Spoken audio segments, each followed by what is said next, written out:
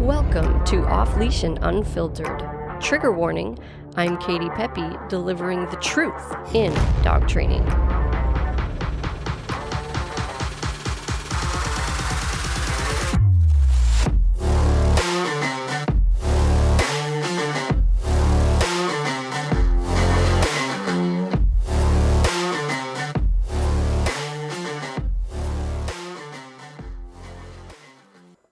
Hey, this is your host, Katie Pepe, owner of Diamond Canine Dog Training in Biddeford, Maine. For those of you that are new here, we specialize in e-collar training, so we help dogs listen, off-leash, and around distractions, or if your dog's being an absolute total jerk, well, we can help with that too. We do it all, and we do puppy training too. This podcast is just my way of sharing, well, everything with you guys, the good, the bad, the ugly, and I will always be honest about how to fix the problems you might be dealing with your dog. So we're not your average super floofy dog training podcast. We are real and honest around here. What you can do is hit subscribe so that you don't miss an episode and so that you can help support the podcast. Every subscribe or follow helps us so much so I can keep putting out this content. We appreciate you. And without further ado, let's jump in. So I want to share something today that has to do with absolutely, hands down, no question about it, the biggest challenge all of us dog trainers deal with. And so if you're somebody who works in the field, you'll probably understand this.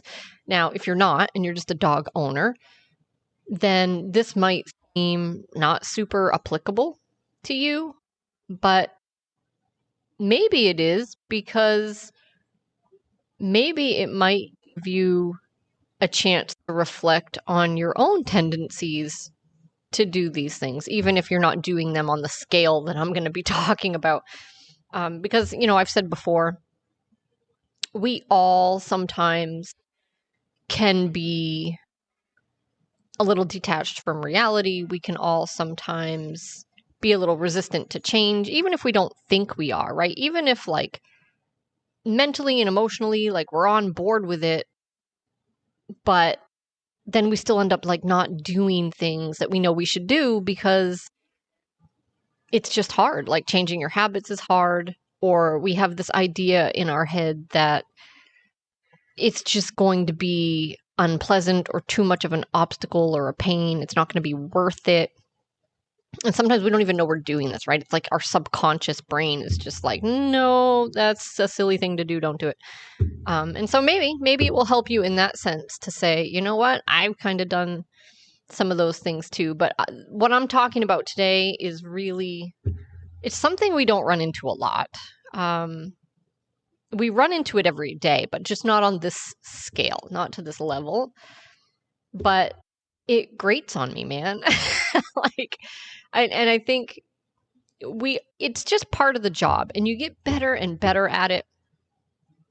And I think ultimately the reason it really grates on me so much is that I blame myself for ending up in this position. I feel like if I had done a better job before I brought this client on, we wouldn't be in this situation, right? So that's actually the reason that it grates on me the most. But that being said, to one degree or another, this is a challenge we face every day as dog trainers. And you know what? That's okay.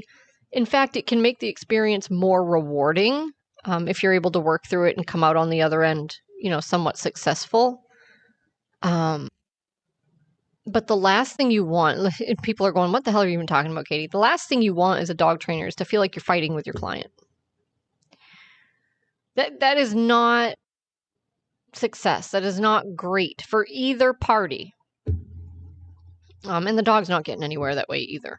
So that's never what we want to see. But, the fact is sometimes we find ourselves in that position. And I know I did an episode not that long ago talking about some of those instances. But here's the thing. If you're a person who has a dog And this dog has serious behavioral issues. Whether you think they're a good dog, a bad dog, an aggressive dog, or not an aggressive dog, I don't care. They have serious behavioral issues, meaning the dog is clearly not okay. And maybe in some cases, such as the one that I have rattling around in my head right now, in some cases, the dog could be dangerous. Even if it's out of fear, it doesn't matter. The dog has serious behavioral issues, is seriously mentally uncomfortable, is engaging in behaviors that are annoying and potentially dangerous.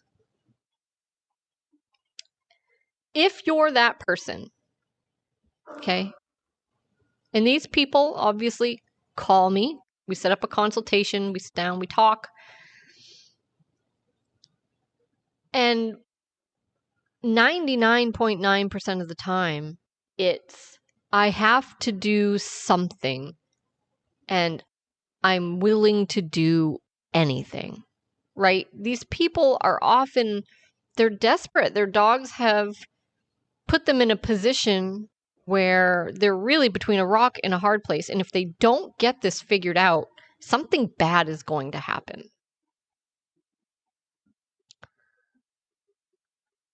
And so they're literally begging like for someone to help them fix this problem, of course. And they'll do anything, right? That's what they say, they'll do anything.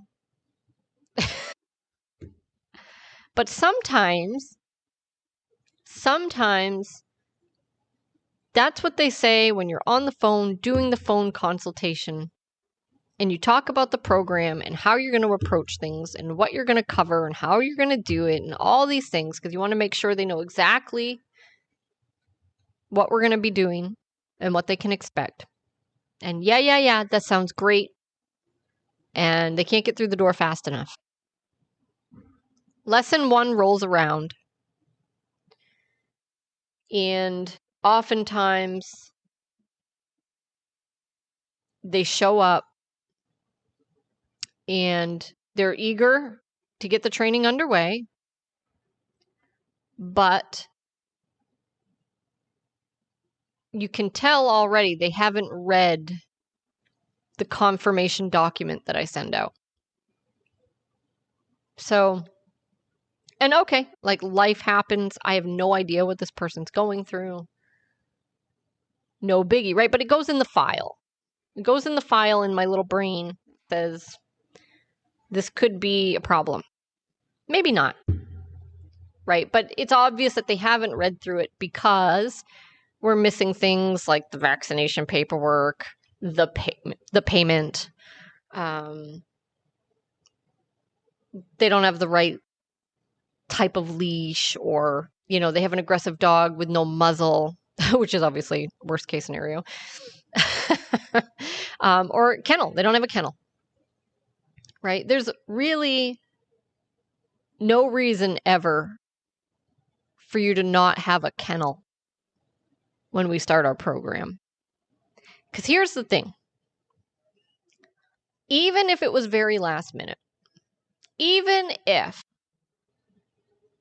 we literally spoke on the phone, you gave me a deposit, and we started training the next day, right? And you didn't have one already. Okay, not everyone has a kennel. It's okay, right? But if you have a behavioral issue with your dog and you're coming in to do private lessons in a behavioral program, you will need a kennel for that program. Now, I can't make you do it, right? But so then you're already starting off not following the protocols. Like, makes zero sense to me why you would pay $1,000 for a private lesson program and say on day one, I'm not gonna follow the directions. I don't get that. It doesn't make a lot of sense to me. But if you don't have a kennel, that's okay. They sell them at Walmart. So you can leave here after your lesson and you can go buy one. Okay? So it's not that we're being super militant and just pissed off and indignant that like we're not able to control things. 'Cause that's what people think. They're like, oh, well, she's a real bitch. It's, no, actually, I understand like life happens. Things aren't always going to be perfect. But if you then have an opportunity to rectify things, to catch up, to get where you should be, and you don't do it, that goes in the file too. Okay. So then if you come back for your second lesson, okay, so in the first lesson, we talk in a behavioral program, we talk about you're going to use structure, very high level of structure, which means your dog's going to be in the crate a lot of the time, overnight when you're gone, and even during the day when you're home, in between your lessons with the dog. And, you can take the dog out as much as you want if you're doing things with them, but we don't want your dog roaming around the house, especially, depending on what your dog's issues are. So you need that kennel.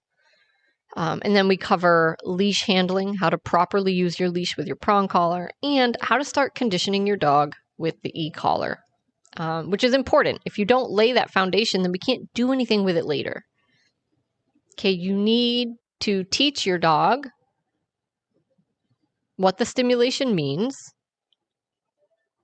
and how it's tied to their behavior and how they shut it off. And you need to do lots of repetition with that. And that's what we do in a board and train. Right? And if you do a private lesson program, the reason it's cheaper than a board and train is because you have to do that work.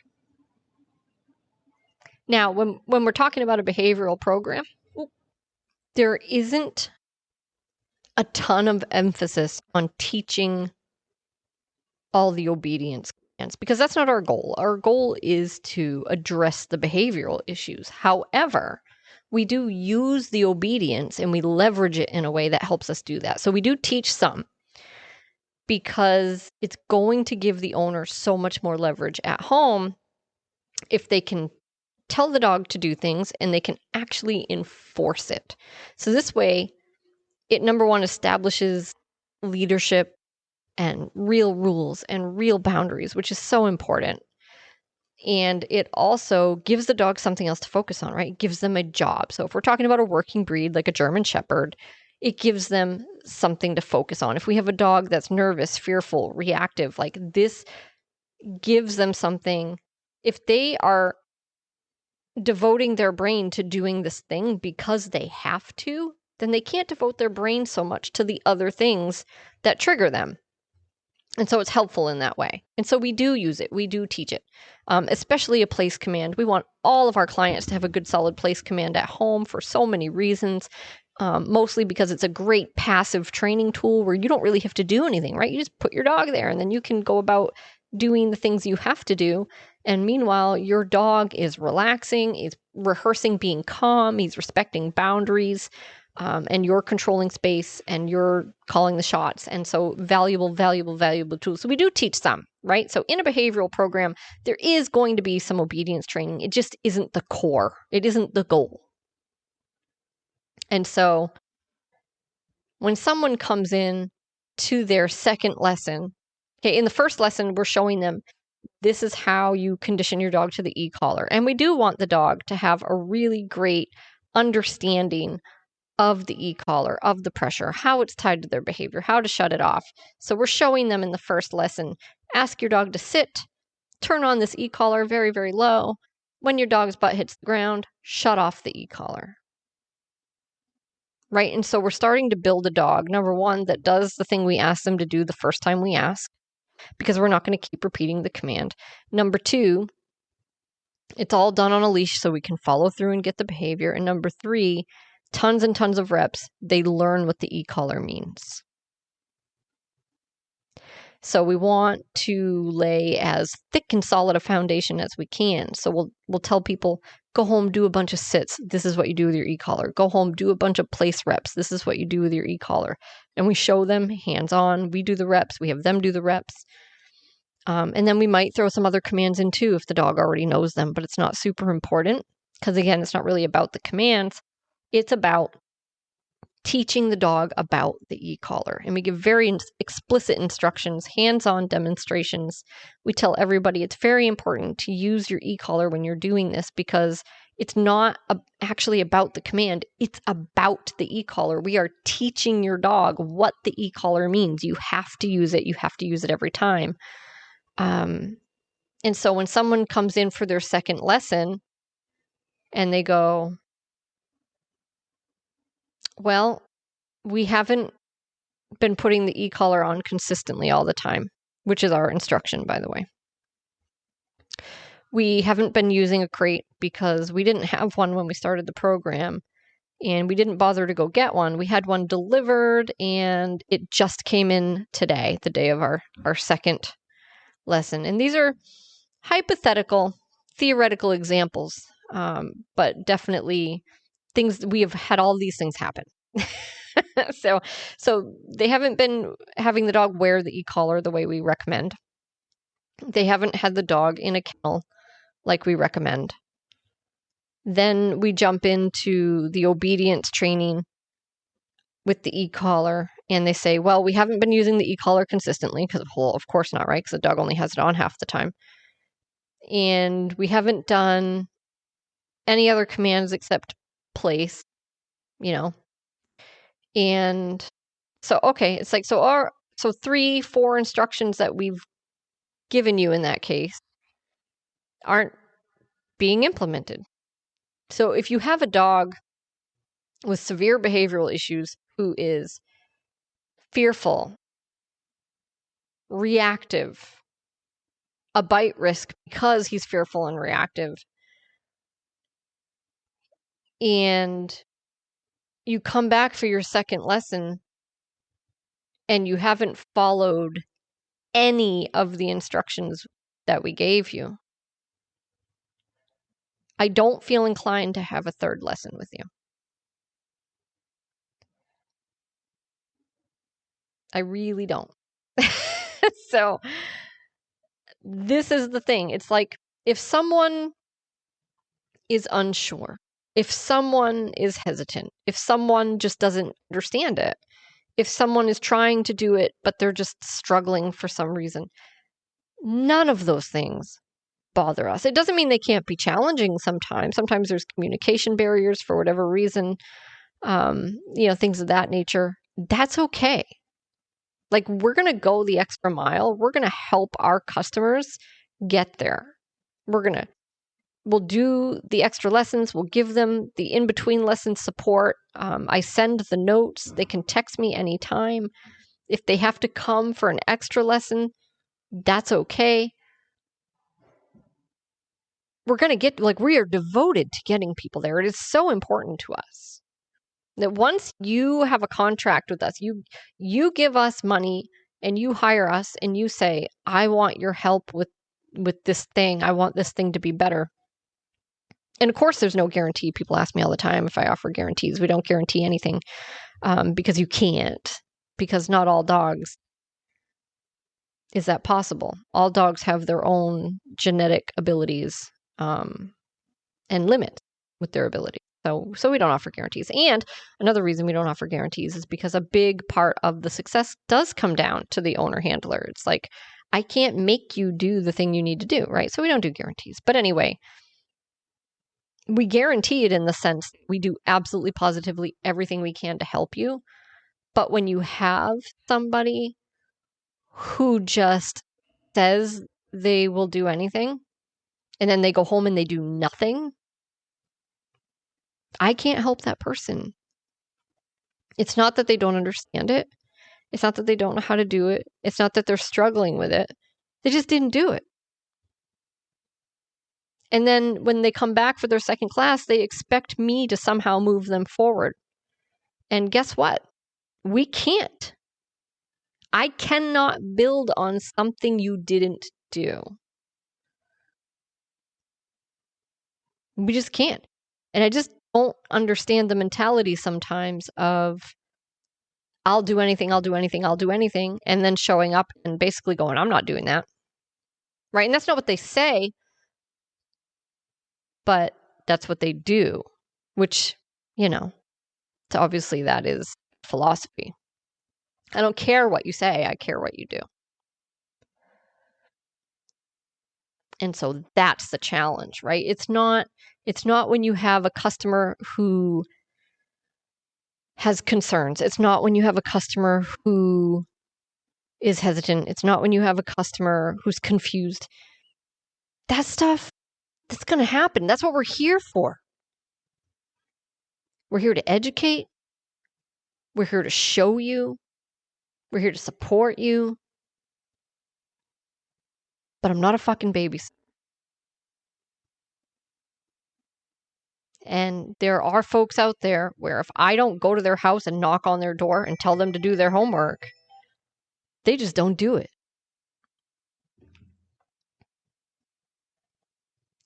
And by saying that, I'm not saying, oh, everyone should do their homework every day perfectly. No, of course not. Even I don't do that. Okay. So if we tell someone to go home and spend, 10, 15 minutes twice a day doing the stuff with their dog, I'm not saying, oh, it needs to be twice a day for 7 days or you're a loser. That's not what I'm saying. I'm actually a pretty reasonable person. I'm just saying, like, if you're in a desperate situation where you're on the verge of losing your dog, right? And someone else's dog almost got hurt. This is theoretical, guys, theoretical. If you're in that situation and you actually get into a real good training program that actually with someone who actually knows how to fix the problem you're dealing with and make your life better and make your dog safer and more comfortable, and you just go home and don't do it because you're making this training thing a third, fourth, fifth, sixth priority in your life, if even that, it's not good enough.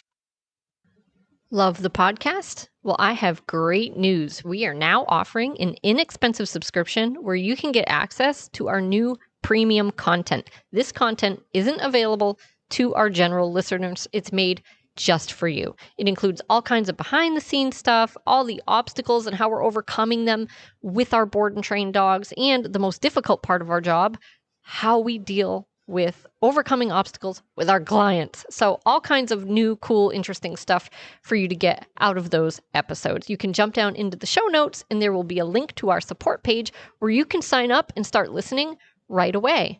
Thanks for your support. Enjoy the rest of the show.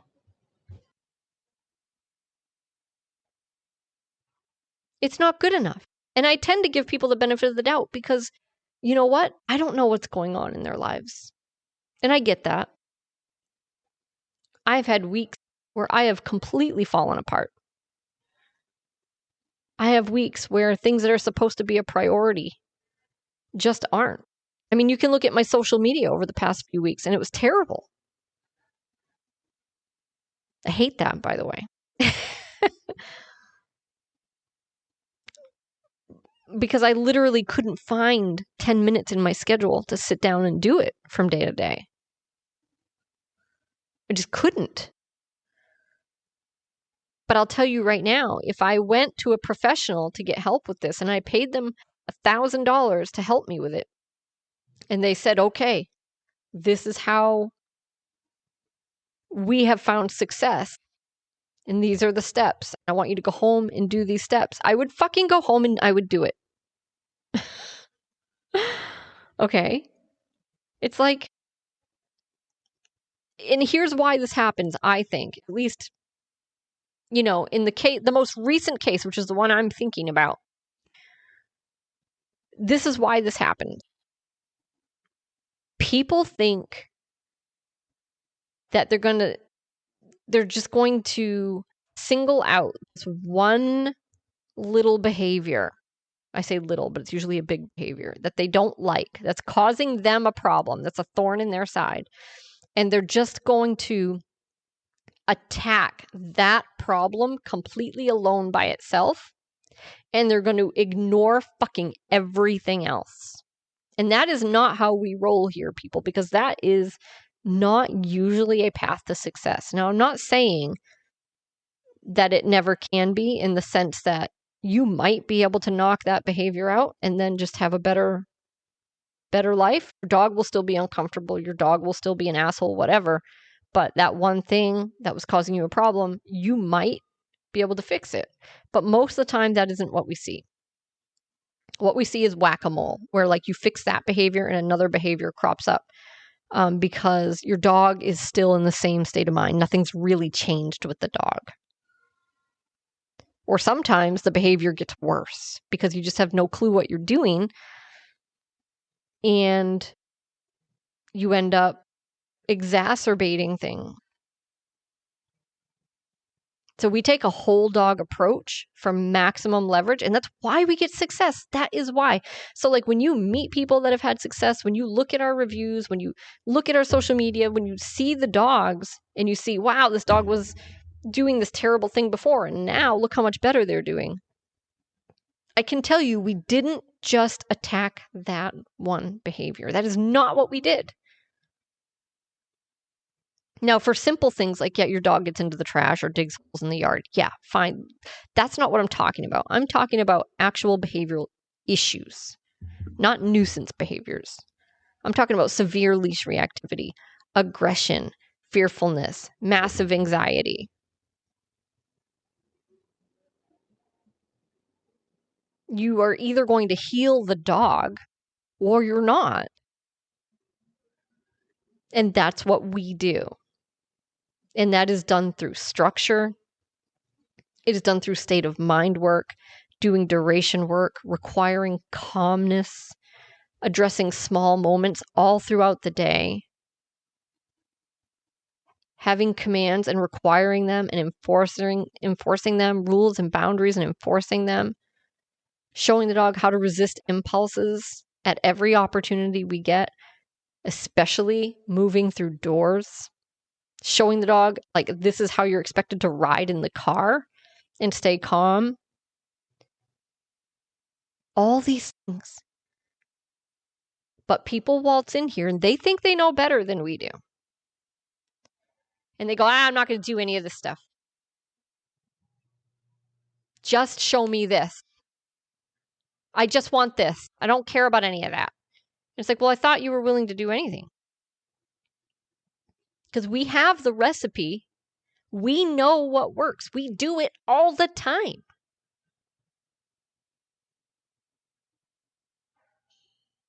And I am so passionate about sharing that with people.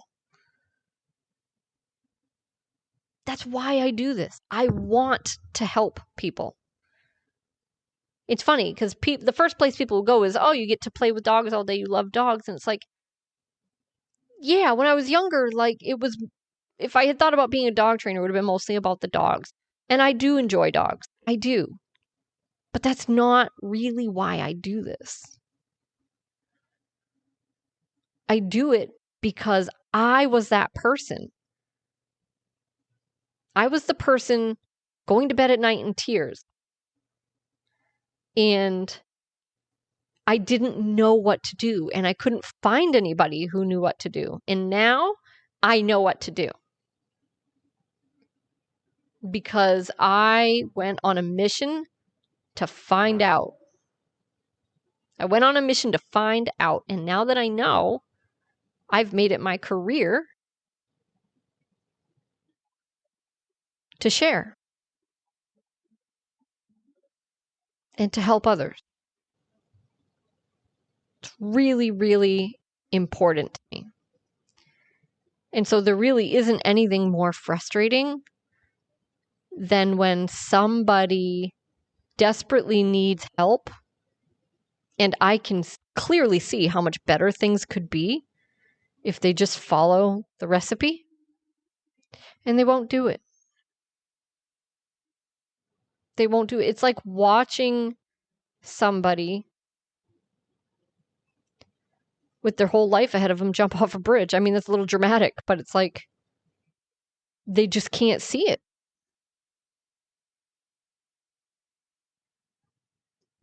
It's like they want an easy button and there just isn't one, but that doesn't mean you can't get there. You know, but then when you start to think about it, a lot of times these folks have some failures in their lives And it starts to become obvious why. It's like, there's no easy button. You have to put in the work. No one's going to do it for you. And that might mean that you're a little stressed. It might mean time-wise, things are difficult. It might mean that you go through an uncomfortable period where you're not sure. It might mean that you have to work through confusion or that you have to do things that are outside your comfort zone. If you're not willing to put in the work, then you just fail. There is no other outcome to that.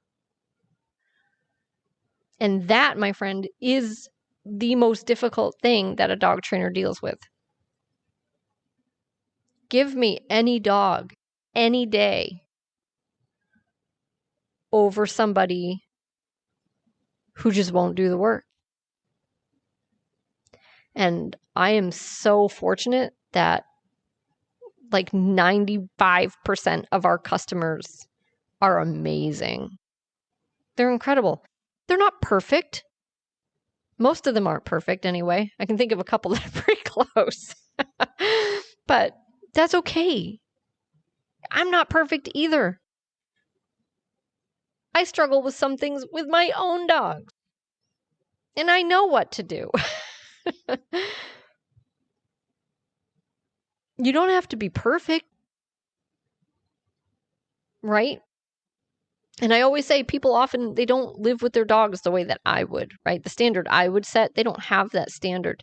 And that's okay. When it's not okay is when they're not happy with how things are.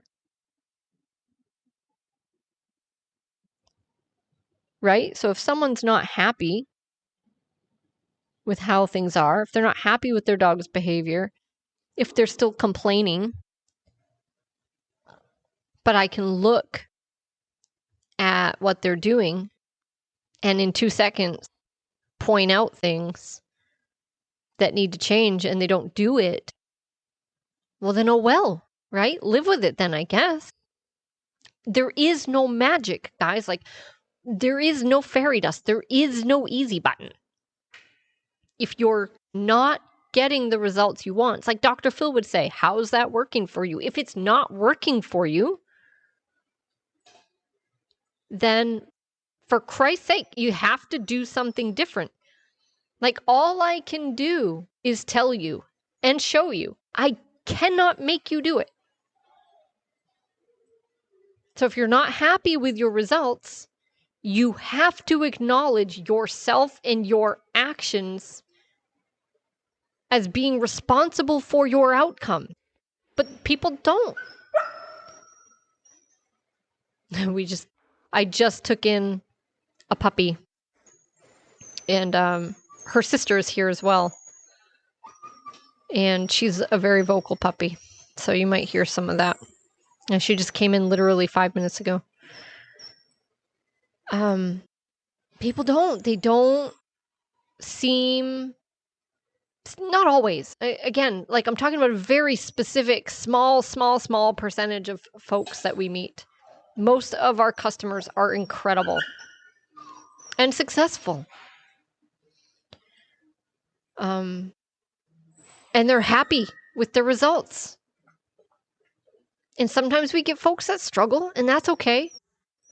And every once in a while, we just get someone that wants fairy dust. Just fix it. Hold on. No.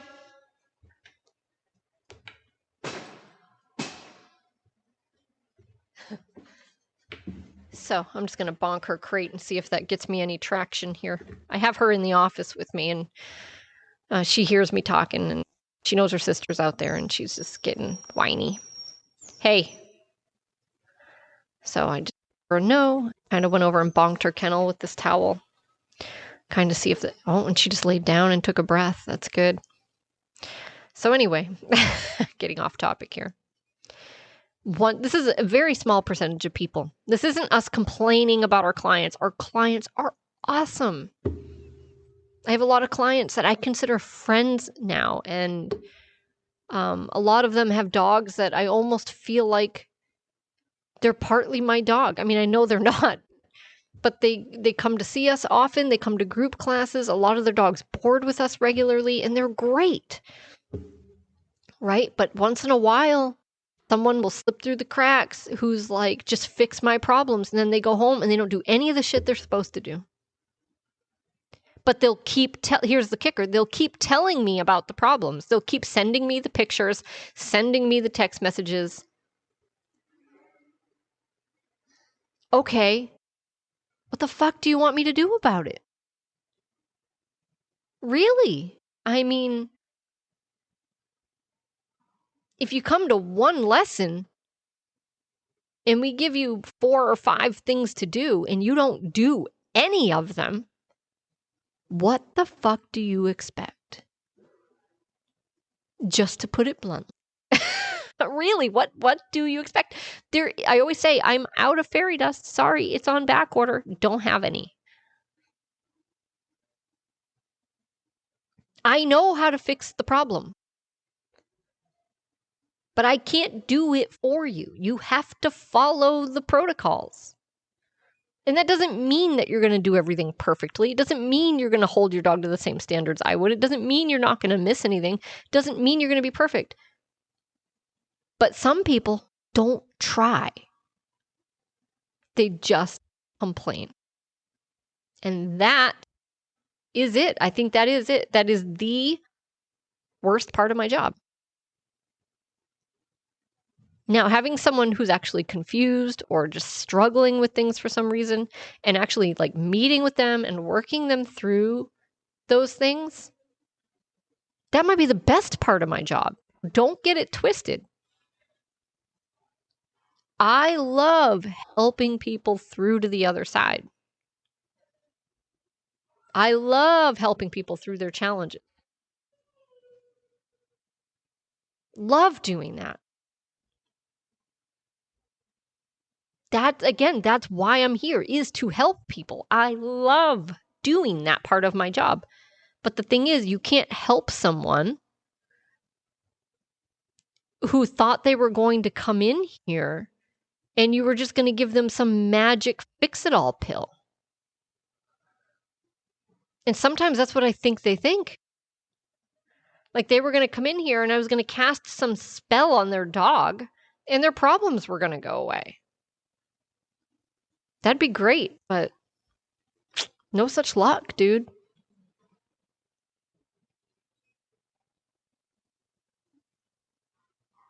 And so I think that's an extreme sort of example. But the reason that I'm talking about that is because we have had a couple people like that recently, believe it or not. So we'll go long stretches without having any ordeal like that. But, 2 back-to-back is a lot. And I think the more common manifestation of this is not that extreme. It's something more like people are well-meaning and have intent to do the work when they sign up. But then it's just very easy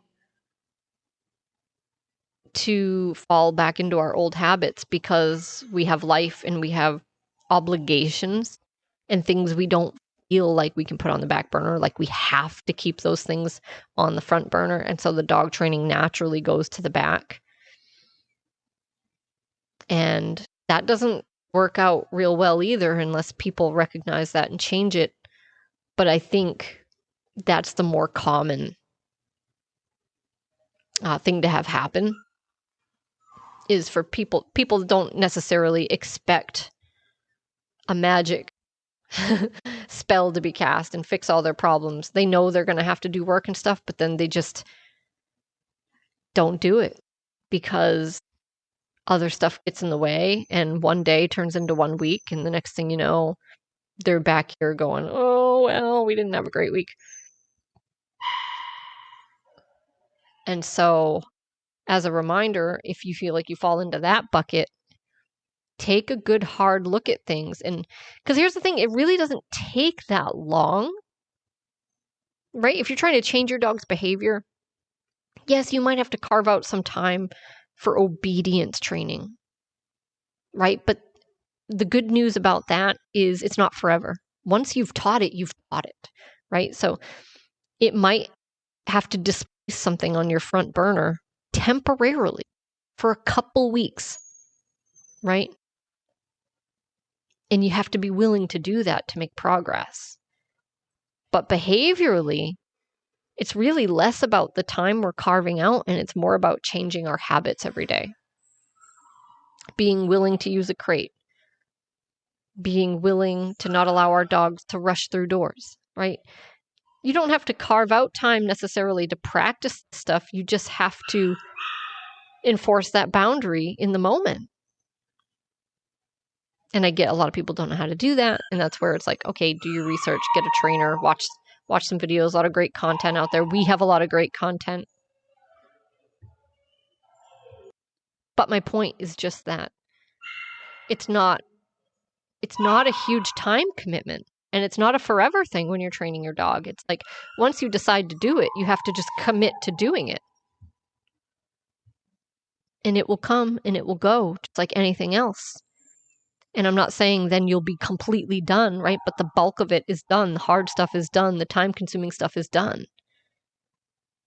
So you just have to decide, this is going to be my priority this week. That's not forever, it's for now.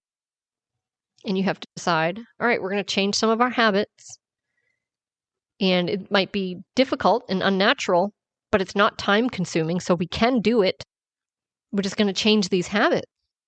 We're going to change the way we live with our dog for a little bit, right? But if you're not willing to do either of those things, how will you ever get there? Because you can't, right? So hopefully you're not one of those folks that finds yourself complaining, and just not doing anything any differently. Because I think that warrants some serious self-reflection. But again, those people are pretty few and far between, but it's definitely something I needed to vent about, I guess, because we've just had 2 instances like that back to back, and I'll tell you what, nothing riles me up more than that.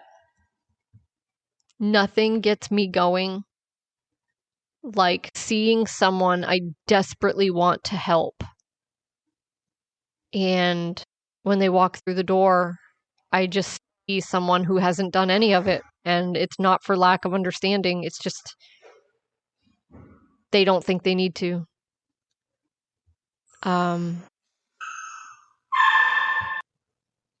It's just some people feel entitled to results, right? Maybe they were raised that way. And then when they're in a situation where the only way to get results is to put the work in, they don't, but they still expect the results. And I put it right in my paperwork, man. Just coming to class will not get you results. There's no magic here. You got to take what you learn, and you have to go home and you have to apply it, and apply it consistently, and you have to reach out for help if you need help. And if you don't, then nothing changes. There are no easy buttons around here. If you want results, man, we are the people to help you get results, but you better be ready to do the work to get them. We hope you enjoyed today's episode. If there's a topic you'd like to hear discussed, you can send that to me directly at katie@diamondcanine.com via email. So I will link to that email address in the show notes. Thanks for joining us today, guys. Thanks for supporting the podcast, and I look forward to the next one.